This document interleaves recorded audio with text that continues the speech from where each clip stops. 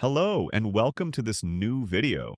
Today I'm presenting the Apple stock and why I think the stock will experience a correction of up to 30% in the coming 6 months. Let's begin. Today I'll show various aspects of Apple. Let's start with the first aspect that brings volatility to the market: earnings. Apple showed its earnings a few weeks ago and it was quite good. They beat earnings per share expectations by 4 cents. EPS is one of the most important metrics for evaluating such a value company. They also slightly beat revenue expectations. When we look more specifically at where the company makes money, it's divided into four important sectors: iPhone, Mac, services, and iPad revenue. Here's a quick list. iPad revenues were behind expectations. Mac sales too. For iPhone sales, they could beat expectations. Service revenue is the most important and naturally the most efficient product a company can offer. A digital service like Apple Cloud, which is becoming increasingly important for Apple and brings more to the company, is highly profitable.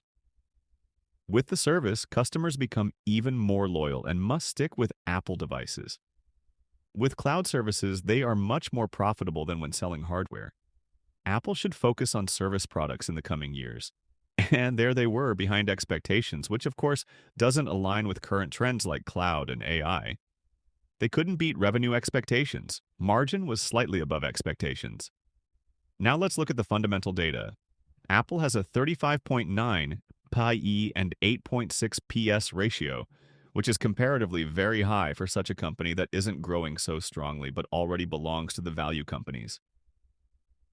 This might be one of the aspects why Warren Buffett reduced the stock in his portfolio, but as he said, he thinks Apple is still a great company and they're still doing good work. For him, the valuation is getting too high, and Warren Buffett evaluates companies very strictly. Compared to other companies, Apple is a very qualitatively strong company that will get a correction to balance its valuation. Let's come to future expectations. Apple's profit should grow by 10.9%. EPS should go up by 11.9% in the coming years, and revenue should grow by 7.3%, which is behind the market growth of 10%. One shouldn't forget that Apple belongs to the companies with the strongest revenue and profit, and growing double digits becomes increasingly difficult.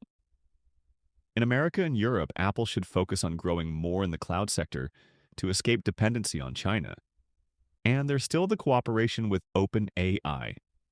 They should use this cooperation very well to improve user experience. The company's balance sheet actually looks fine. When people ask why Apple has such high debt amounting to $106 billion, the answer is quite simple. They optimize their taxes with the debt. For dividend payments, it pays a small dividend of 0.4%. To grow more into a value company, the company should distribute more. In the coming years, the stock will become a real value company. If you like the video, subscribe to the channel and like it. If you want more analyses, write it in the comments. Now let's look at the medium-term expectation for Apple. As you can see, I expect the stock to fall into a zone between $146 and $178 in the next 6 months. The stock will turn around at approximately $170. The stock has a very strong support area in this range. The stock reacted very poorly to earnings, firstly because service products are becoming increasingly important, and they disappointed there. And the internal expectation was much higher than the expectations show.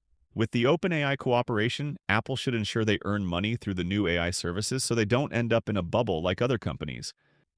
I believe that Apple will monetize the services quickly and well. From today's prices, the stock will probably give up 20% to 34%. Which is still okay compared to indices like the S&P 500 and NASDAQ.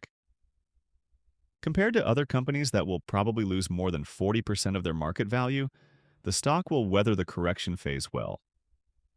For people who still want to short right now, I would short depending on risk tolerance. This video should not constitute investment advice. The stop loss should either be at 255, where you could lose about 14%.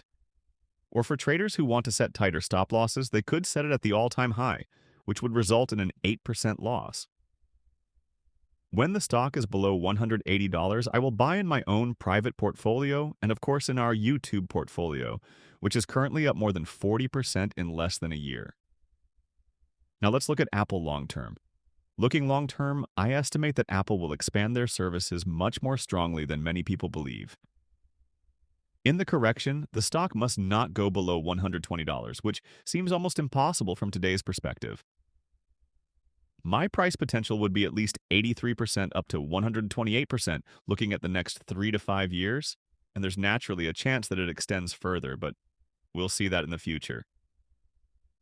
At $160, almost all investors interested in tech stocks and value companies should invest in the stock. That's it with the video. I hope you liked it. Until next time.